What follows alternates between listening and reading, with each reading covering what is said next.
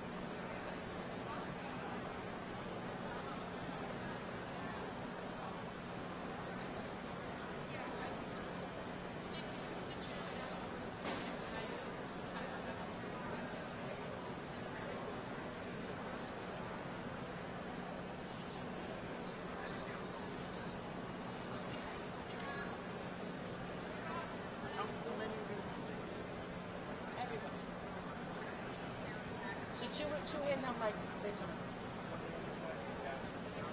There's volunteers.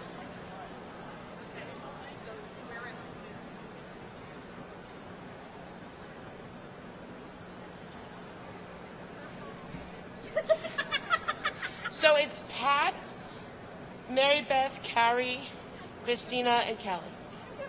She wanted that purple really badly. I'll have blue. Sure. I have no idea. Oh, I'm sorry you don't have somewhere to put your drink. You're holding a lot of stuff.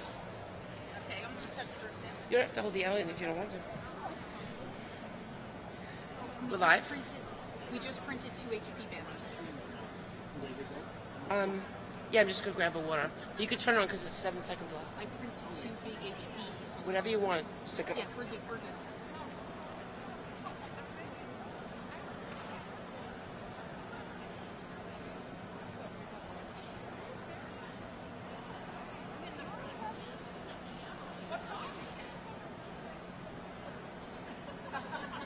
Oh, I like that. Yeah, you want to make sure you can see it.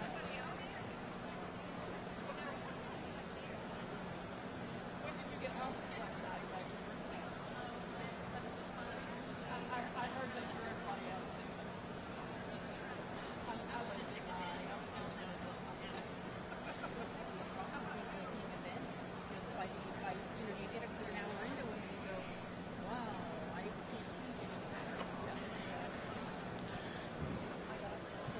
other one?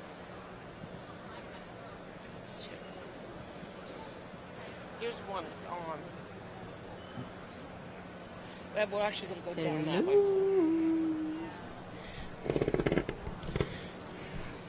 And probably the first one. Yeah.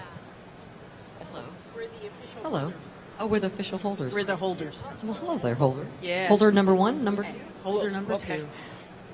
Just tell me when you're ready. Testing. I like to pass it. I notice I'm the only other one with antenna. Oh, solidarity. We're good? Okay, I'd like to welcome everybody to perhaps, go ahead, if they want to wear antennas, they're more than likely to, but I doubt it. I would just leave it as it is. I'd like to welcome everybody to Meet the Mentors.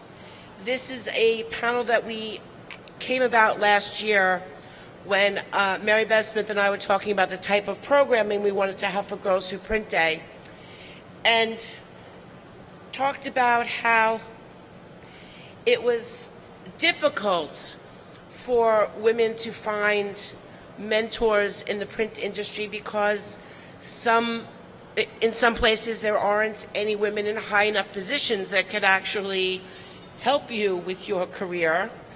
And in other cases, there was competition, so people weren't as forthcoming with help. But there is always help to be found if you can find the right people, and certainly the people occupying these 5 chairs are stellar examples of leaders of the print industry and mentors in whether they know people or not. The things that they do, the things that they write, the things that they talk about, the help that they offer when a lowly print production person tries to become a salesperson and fails miserably, and someone reaches out from the blogosphere and says, I will help you.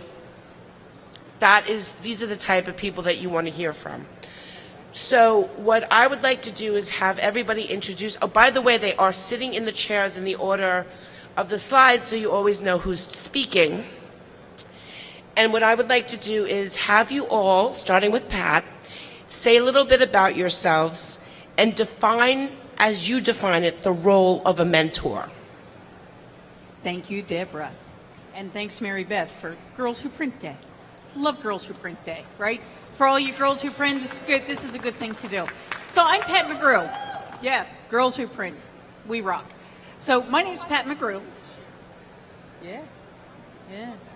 So my name's Pat McGrew. I work for HP. I work in the high-speed inkjet press solutions business, which is, again, not the traditional bastion of women.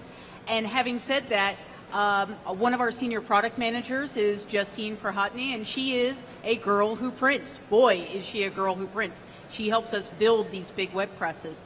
I work with a team of people inside of HP, which is a company that really does embrace this idea that everybody should be able to go after their dreams inside the company. I don't think there's any job in the company that's not available to us as women, but you know what?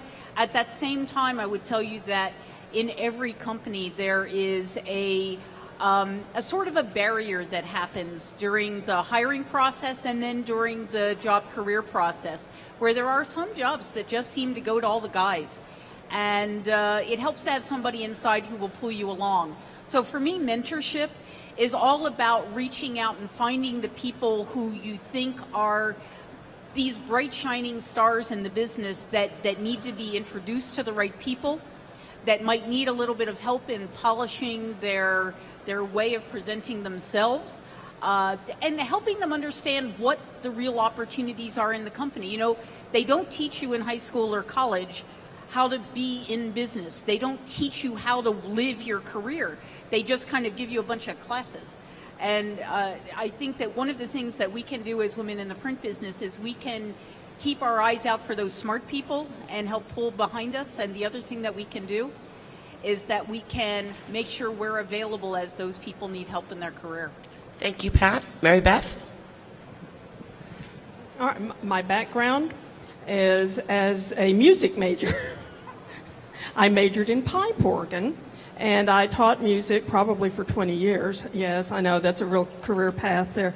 But I was always interested in art and graphics, paper, loved paper. I was really upset after I married and came home and found that my mother had thrown away the shoebox with all the scraps of paper that I had saved since first grade. But I moved on. I got over it. I moved out of teaching music following a divorce. I needed health insurance. I needed to get my kids through college. So I kind of followed some voluntary work I had done in marketing and PR and moved into marketing. And from marketing, I moved on to creating print materials and working with printers as a marketer, and then actually moved into the printing industry in 1993, I believe, in Boston. And I'm here. This is it for me. In addition to being the founder of Girls Who Print, I actually do have a day job. I'm vice president of sales and marketing for an Alpha Graphics franchise in Dallas. It's a very exciting time to be a marketer in the printing industry. The field is wide open. Companies are beginning to learn that they need a dedicated person to oversee this process, to understand the planning and the research that goes into it. Now, in terms of mentoring, I'm the oldest in my family, the only girl. I was always kind of the class geek, so it was always for me more that people turned to me. But the nurturing part of my personality always led me to help people along, say, yeah, you can do this. And for me, being a mentor is about being able to look at people and see the things that they don't know they can do. And you help stretch them so that they become everything that you see in them. Now, there are companies that have formal mentoring programs. Many of our companies do not. But throughout my careers, I have always found myself surrounded by people who benefited, who reached out to me, frankly. Sometimes I saw their capabilities and potential and reached out to them. And it's an investment. It's an investment of yourself in the next generation. It's sort of like planting a tree. You may not be the person who benefits from it, but it is for the common good. So I think mentoring plays a great role in all our careers. And I'm still that bossy oldest kid in the family. So Thank you very much. And Cary, Thank you, Deborah, and thank you for inviting me today. I appreciate thank you it. so much for coming. I really do appreciate it. Yeah. So, Cary Sherburne, senior editor at What They Think, is probably how most of you know me. I started my own consulting practice in 2002, following an engagement with Icon Office Solutions as vice president of marketing communications, and that consulting practice is around marketing communications and marketing strategy for the printing and publishing industries. And of course, recently it's kind of wandered off into more, mobile and application, mobile applications, and how the new communications media is affecting the print industry and how we should be thinking about that. And the What They Think role is just another one of the things I do in my consulting practice. So. And in terms of mentors, I've worked for a number of companies. Xerox Corporation, Indigo before HP acquired it, Archetype, Bitstream, Pageflex, whatever you want to call it, many, many names there, Infotrends. And so I've been very lucky in almost all those roles to have either a male or female mentors that have helped me along. And so I try to pass that along, as well. And I'm going to just sort of say what she said, because it's really helping people see, stretch their limits and see what they really don't understand that they do. I mean, sometimes you do things well and you don't even realize it because it's just like breathing. And sometimes someone has to point that out to you. Someone did that for me, several someones. It took a while, but slow learner. And it's really important, and it's really rewarding. It's really rewarding to see, to be able to help someone in that way, whether it's helping them stretch their limits or really recognize where their core competencies are, or hooking them up, networking, helping them network, or whatever it is, and then watching what happens as a result of that. And one of the people I've been able to do that with here is my friend Chris, who's got her own mic. I don't have to get mine up. So, good afternoon, everyone. My name is Chris Echevarria. I work for Canon Solutions America, formerly known as OSE, but I've had the great opportunity to actually have a printing degree and practice what I've learned and done for the last 25 years. I actually have two mentors on this panel. I consider Cary, Sherburne, and Pat McGrew. And like I said, I don't think that you can have enough mentors in your life, female or male. But obviously, I think for those women who are sitting in the audience and looking to find a way to get to the next level, having people who understand what it takes to stay. I've been 25 years in this industry. It's not for the faint of heart, I must say. But also to have, and I believe in having male mentors as well, in which I have a number. Deborah was kind enough after we met and engaged in this last year to say, hey, can you do some blogging for me and write about mentorship? So anyone who wants to go out there and see some of my thoughts and ideas on how to be a good mentoree and what do you look for in a good mentor, like I said, it's a journey, right? Where do you need to go and what are you trying to get to? And like I said, with the guidance of strong women in the industry, but also males, whether it's inside the company or even outside, just to get that different perspective has really helped me as I look at my journey. So, Thanks, Chris. Kelly? Hi, my name's Kelly Mallozi. I blog for Printing Impressions magazine, and I have a consulting practice called Success in Print. And I guess my thoughts on mentoring are they don't necessarily have to be formal relationships where you work together or you say, will you be my mentor? And someone says, yes, I will. I mean, I look at Cary Sherburne, and when I was considering a job with Canon Business Solutions several years ago, I gave her a call she didn't have any idea who I was, and she was very gracious and giving of her time and gave me her 2 cents, which was selling capital equipment in a recession. Are you crazy? And I did it anyway. But it was... And successfully. Yeah. It was a great step along. And yesterday I was doing a presentation here, and somebody came up to me and asked me a thought about a career change, and in 5 minutes I hope I had some kind of impact. So, and they're also very symbiotic relationships too. I mean, I get as much out of my relationships with my mentors, and you tend to give that back too. Bill Farquharson and I have do a lot of content creation together, and I think as what started out as him being my mentor, if he can hear me, I think he sees me as a mentor now too. So there really is no rules. It can be anything. So that's my 2 cents. And I just wanted to add, Pat, you said that sometimes there are barriers in the corporation, but I think it's great that you're on your second female CEO at HP. That's true. Okay, so let's talk a little bit about how somebody would find a mentor or how you would find a mentee. Is it something that you look for, or do people seek you out? What is the typical process? Okay, What Cary. advice would you have as far as how to seek people out? So the first thing I'd say is that I am always looking for people around me that I think are really great, valuable people, and that I want to hold on to. Now, I might not always think of them as a mentee, right? They're very often they're just people that I work with closely that I really think a lot of, and I think one of the real key valuable pieces of a mentoring relationship in both directions is that both parties learn. And the one thing I can tell you is that with most of the team members I work with and the people in the industry that I work with, like these lovely people, I learn every single time I encounter. And so I think that's the hallmark of a mentoring relationship. Both parties have got to be learning.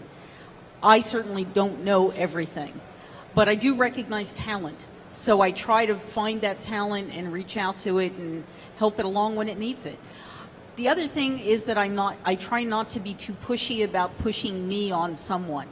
You're the exception. I push me on you. Thank you. She needs all the help. I'm happy that you push you on me as much. Please push. Mary Beth Smith does the same thing. You know, I grew up in a small town and have never really worked anywhere where there was a formal mentoring program. And yet, no matter what environment I was in, I always found a role model. Someone who was doing something in a way that I admired. Perhaps I saw efficiencies or effectiveness in how they worked. And I would watch and learn from them. Sometimes it was reciprocal. Sometimes somebody would take me under their wing. But when you don't understand something, ask questions. Someone will help you. In terms of people that I mentor, I don't know that I actively look for people to mentor as much as I just sense potential.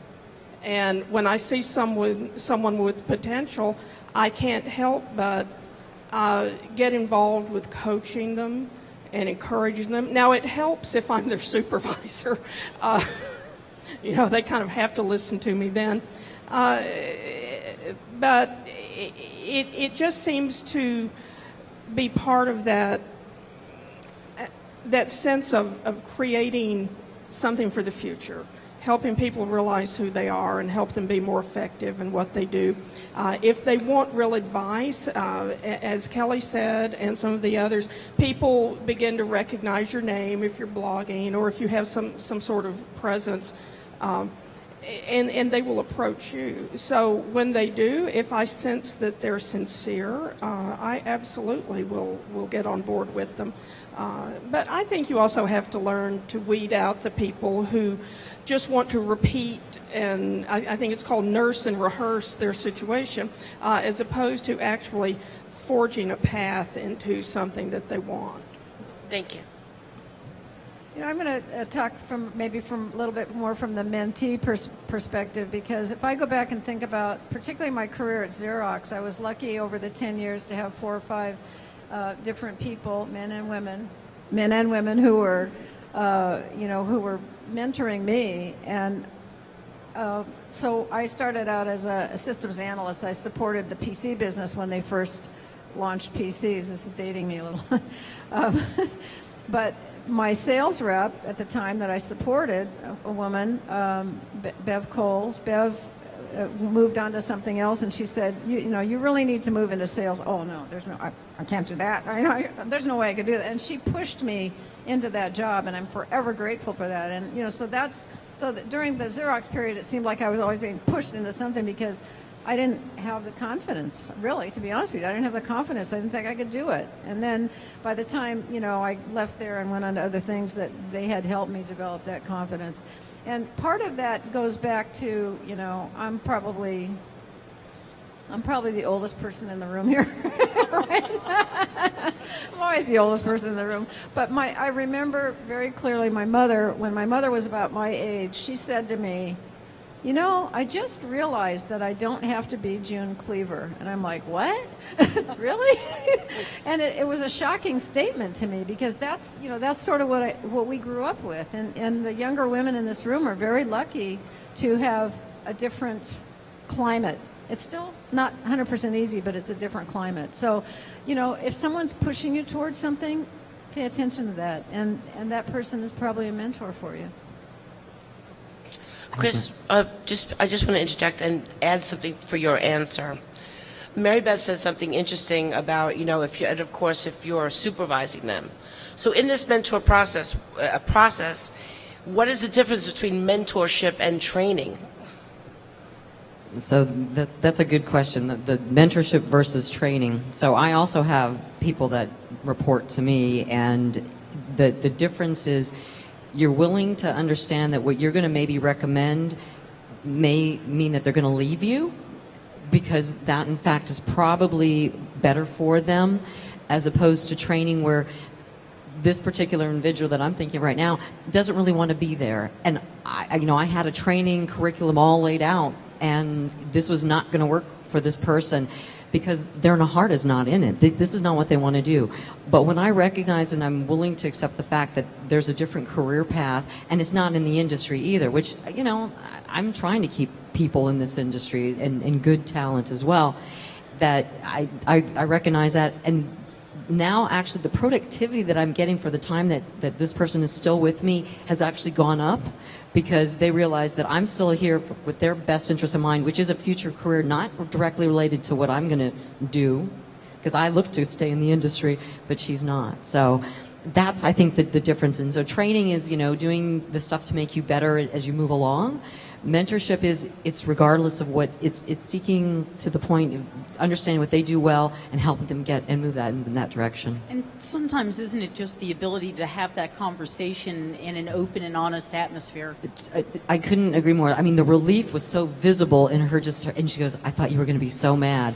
And I said, if you don't want to do this is fine by me, but let's figure out what it is you want to do. And it's allowing me a creative outlet to help her think outside the box as well, which that's exciting for me as a mentor. So I see these things as being a little more organic, I guess, because I spent very little of my career working for great big giant corporations, although I did spend some time there and did find some good mentors there. But I think if I were to give anybody advice, I'd say in the absence of anybody saying, pushing you or pulling you along, I would say be bold. If you want help from somebody, or you want to try to forge a relationship with somebody, you have to be the one to initiate it. For example, with Bill Farquharson, I read an article he wrote in a publication, and it made me really mad. And so I called him to fight with him about it.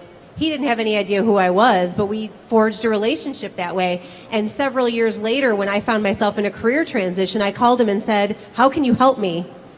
And he said, that's great. And now here we are all these years later. So what I love about younger people is their kind of aggressive nature, their ability to say, this is what I want, or this is what I need.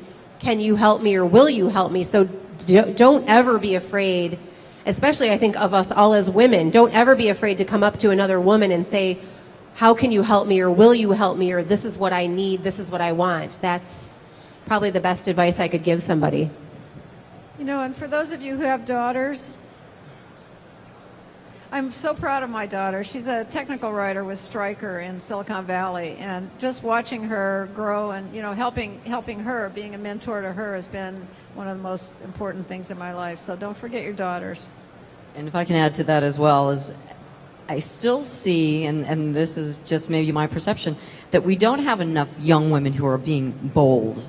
And I think it's because of the way we're raised. I was raised to be polite, kind of be seen and not heard. And you know, I came from European background. My parents, you know, were such. And it's only been through maturity and age and people telling me that that's okay, you can do that, that then you're heard and then you're seen. And because I think a lot of women, to the point you made, Mary Beth, we have a lot of women in this industry, but we're not heard. And so the numbers, but is it because we're afraid to be bold? Because we're afraid of the ramifications? I don't know what it is. And so you take little steps in making the boldness known, but in a way that's acceptable to the general public. I actually have the opposite problem. Pat's usually talking me down. She's like, no, that's not how we do it. We crawl, we walk, then we run. We don't jump off the cliff and kill ourselves. I have heard that before. You know, I think what you're saying is right. There is a socialization issue there. I think women are encouraged to socialize in terms of tea parties, baby showers, charitable organizations, the garden club. Men are encouraged to socialize in terms of business and sports. And we need to learn from that. We need to learn to socialize over business more. We need to reach out to one another. That's one of the things I've loved about Girls Who Print is watching women post. I have a customer who needs XYZ. Does anyone know where I can find that? And I watch women responding from around the country. So reaching out across the lines that you feel are constraining you, those are imaginary lines. They're not there.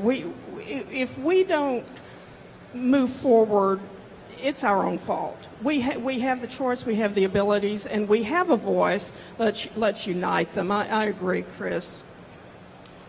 So I have to tell you, we were getting ready. We're doing an event here in the Printerverse at 3 this afternoon, and this morning I was actually standing in a group of there are 3 women, and we're standing there, and we looked at each other and we said, well, we're girls. We're going to get this done. Some things had not quite come together the way we hoped. And if you look around you and you look at the team members that you can rely on, it's sort of always amazing to me that I always wind up in these groups of strong women who actually get things done.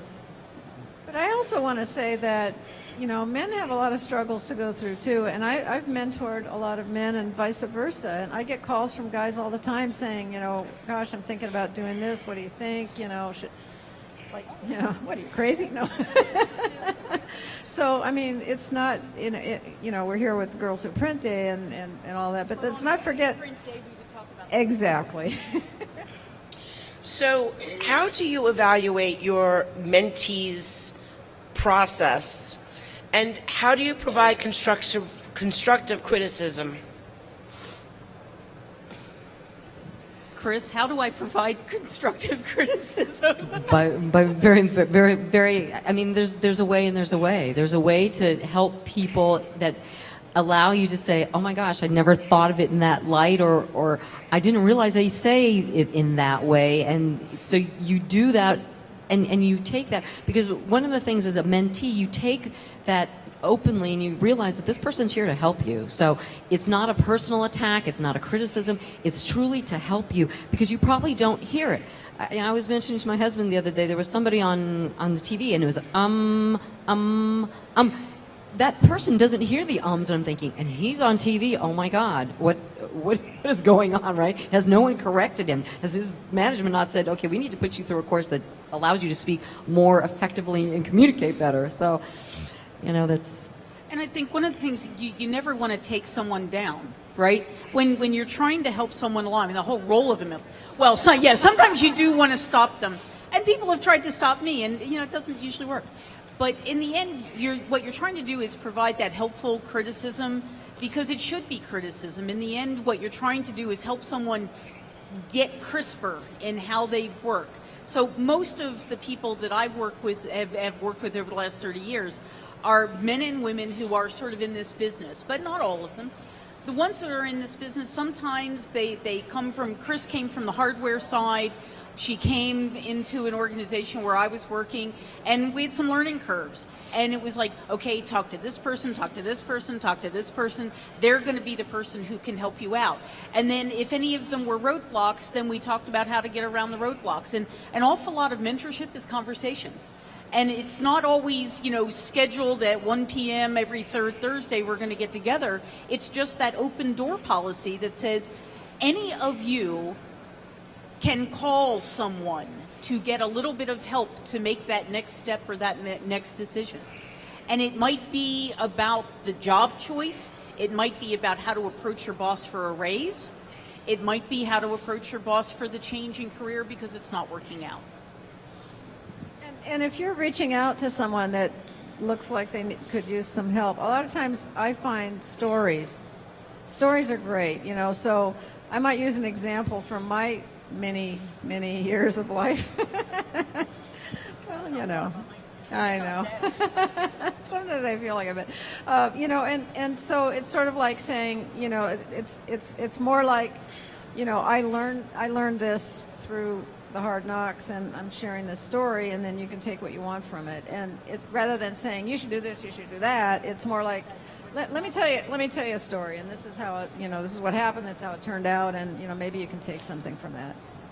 I would agree. I try to do it through stories, either my own or someone else that Sometimes it even makes it not quite as personal, if you will. But just to be able to give a mentoree just a set of instructions, and just so that they can get their mind around it, but it's not a formalized thing either. It's a conversation that goes in a certain direction. But I mean, there was one though that she came with a list of questions to me and wanted it to be very formalized. So it depends on what the person's looking to do and how they'd like to do it. It's a relationship that's open door, and it goes both ways. So. I would say a lot of my clients or people that I've had those kinds of experiences with probably feel like they're in a little bit of a therapy session, because I might ask questions like, why do you think that is? And how do you feel about that? Or yesterday, for example, this guy that came up to me, I just said, well, what's the worst thing that could happen? And as he was considering a job change, and he looked at me like, oh my God, I never even thought about that. And it's like, 'cause seriously, it's a great move. What could happen? And to actually say, like, go and sit down and talk about the pros and cons of your lifestyle and your commute and all these things. So to really kind of get people kind of thinking in those crystal clear. So a lot of my clients tell me that they kind of feel like I'm a little bit of a therapist, but that's what it is. That's a fabulous question, and I love to ask, what's the worst thing that could happen? And it takes some of the fear factor away. So, yeah. I'm going to ask one more question, and oops. Mentors will not always be right? And that's the other thing to remember. Just because we're willing to have the conversation and the door is open, and my door is always, my phone line is well, as long as I'm in the country, Skype is usually open if I'm not moving. At the end of the day, you have to remember that there's personal responsibility here, right? The mentor-mentee relationship is a great one, and I encourage everyone to have people they can go to, but you've got to make your own decisions. Like you told me this should be a tree. Yeah. That's actually really true, because as women, we really do try to build a lot of consensus. How much advice can we get? How many people can we ask? And then it's like you have 20 people's opinions, but you still have to listen to that voice on your shoulder that's telling you your own gut will always serve you better than taking a poll of 20 people. So finding that balance can be tricky, but it's very important to do. So I'm going to ask one more question, and then I'm going to open this up to Q&A, and so I want everyone to start thinking about questions. And we have a lot of students here, and I really want you guys to ask questions of this panel. You probably will never get another opportunity like this, quite frankly. Speaking of younger people, what about mentoring up? Finding younger people who maybe can trade off by helping people with social media, or you can offer advice and they could also mentor you in other ways. Or is the panel receptive to that? Or Mary Beth Smith, this was kind of your question. Maybe you could ask it better. I think you put exactly what I wrote down, but we're close to it. I think mentoring up is something we don't think about very often. We tend to think that a mentor is someone older and wiser. Well, they say with age comes wisdom. Sometimes age comes alone. So just because someone's older doesn't always mean they're wiser. But I think with the rate of technological change and online communication change, I think it's very important for you young people to recognize that you have an opportunity to mentor also, to take someone in your organization who's older or someone in your community and take them under your wing. If they want to stretch their technological skills to understand social media, to understand Twitter, Facebook, YouTube, or just how to use the internet better, LinkedIn, just show them, help them out, follow up with them with kindness, the same way that you would expect a mentor to help you. I think it's something we don't think about often enough. What do the rest of you think? Or have you had any experiences like that? Absolutely, and my 8-year-old granddaughter is very good at that. I think you don't want to underrate what the digital natives, and this is our world. I'm a digital immigrant, right? But yeah, I think that it goes both ways, like you said, and we have a lot to learn from them. We can reach out to them. They can also reach out to us. So it's a two-way thing. And there's value there both ways, because then it doesn't feel like the mentee is just constantly taking. They're giving too, and I feel like all relationships are more symbiotic. They're a lot more give and take. I mean, that's the way. It's certainly the way it happened with Bill and I. So, when you find yourself going, "What's Tumblr?" Like, find somebody who can tell you what Tumblr is. Yeah, I don't understand hashtags. I still don't understand. I just got a smartphone 4 days ago. Oh, congratulations. Yeah, thanks. Didn't make me a better photographer. Welcome to the 21st century. Okay, Marco, you want to grab one of the mics and you can be Oprah since you're from Chicago? Do we have questions from the audience? I know there's questions, Swedish people. Hello. Oh, Paul. I've been here in the background. Hi, Paul. I just wanted to make a quick comment on something that Cary said about it doesn't have to be a lady or a girl or a boy. You know, it could be us, right? What we did, and I'll tell you, I'm just going to talk to Pat for a second. I've known Pat for a long time through an association, Explore, and I've always felt comfortable to pick up the phone and ask her something. We've worked for co-opetition some days. Some days we've been competitors. We don't give away trade secrets, but we'll always talk about what's right, where we could go, or do you know somebody who can help me? And that's always been good. So thank you, under the thank you theme. All right. That was very sweet, Paul Abdul. Okay, but you Swedish still people. cheated at Explore when you took your shirt off to get a higher ratings than me, because I wasn't going to take my shirt off. That was impolite, mentee. Students, questions, Swedish people? Come on. Okay, you should have questions. You should have questions. You should, or we're going to start asking you questions. Ask them questions. That's a good idea. Right. Do you guys have mentors?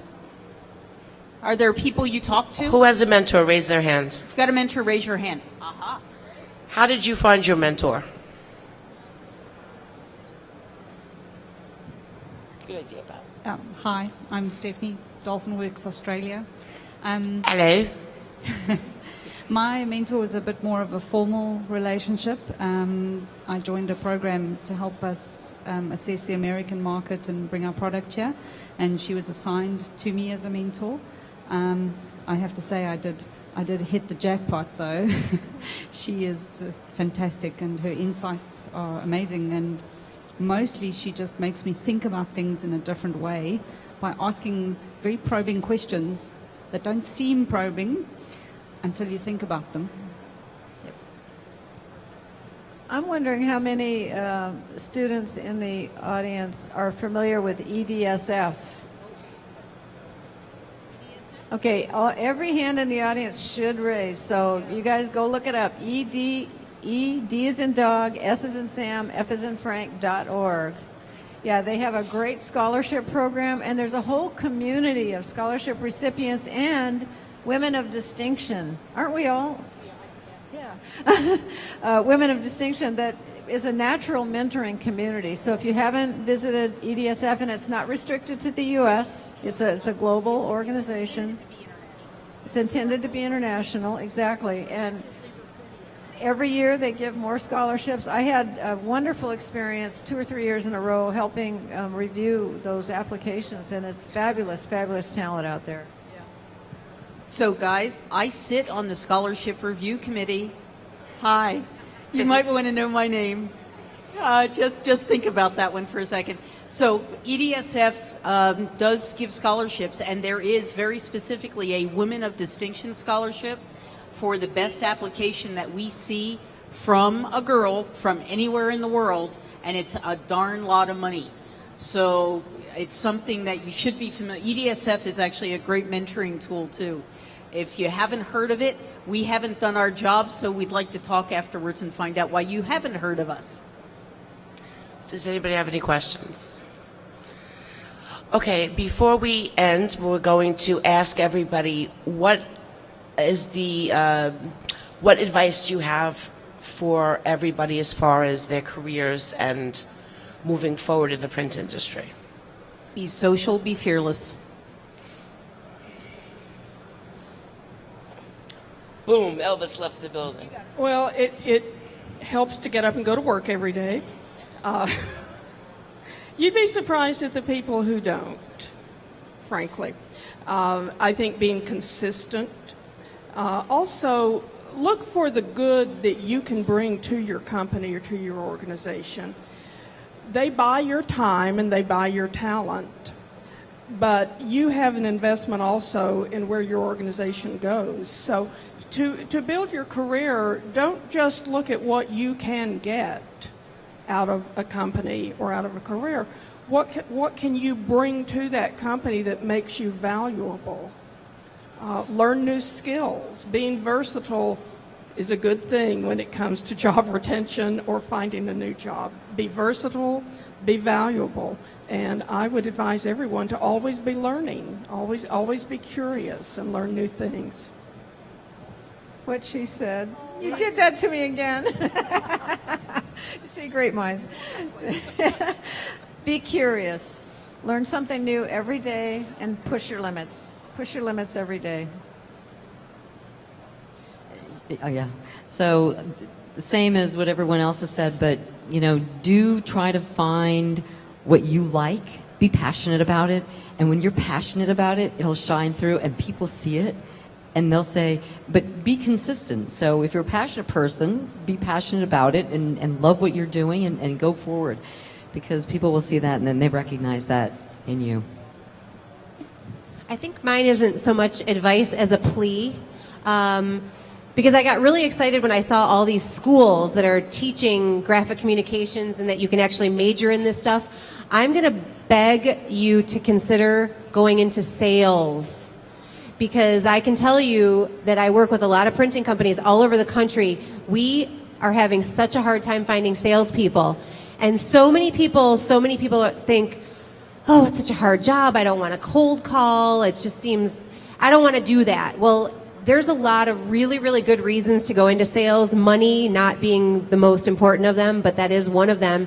It's a great way to meet new people and get to do something different every day, and you're really having conversations about something that you already love. So please do consider looking at the sales side of things. You can bring this great marketing experience that you have and now this great experience that you probably all have in social media and the fact that you're all sparkling, wonderful, lovely people and make a lot of money doing it. So please, please, please consider going into sales. That's it. Okay, something else I would encourage you to do, look carefully at the companies you go to work for. If your company is an old boys club, don't take a job there, move on. There are companies full of men who support what you do and will mentor you. You don't have to settle. And I know there are some of you out here who have heard stories and have witnessed them where someone is the lone woman in a company and is resented, frankly, for her technical skills. So as you're developing these skills, be selective about the company you choose to set your course with. I want to thank everybody on the panel. I also want to thank my mom, who's actually was in the booth. I'm not sure where she went at the moment. There she is. Cary, you talked before about how important it was that mentoring your daughter, and I'm not going to cry. I'm going to try, but I just really want to thank you, Mom, for supporting me. I imported her to Chicago to scan everyone's badges. We made her a Twitter account called Ladies Scan a Lot. You should find it. It's very funny. And I get my drive and my organizational skills and my passion for learning from her. So thank you, Mom, and thank you, panel, very much for joining us. Coming up, we have Meet the Alliance, the Printerverse Alliance, all the partners, and at 3 o'clock there's going to be an amazing presentation by HP, bringing their customers for case studies. We'll have coffee and snacks, free of charge. Please join us. Thank you again, everybody. Panel, thank you so much. Thank you, Deborah. Thanks, Deborah.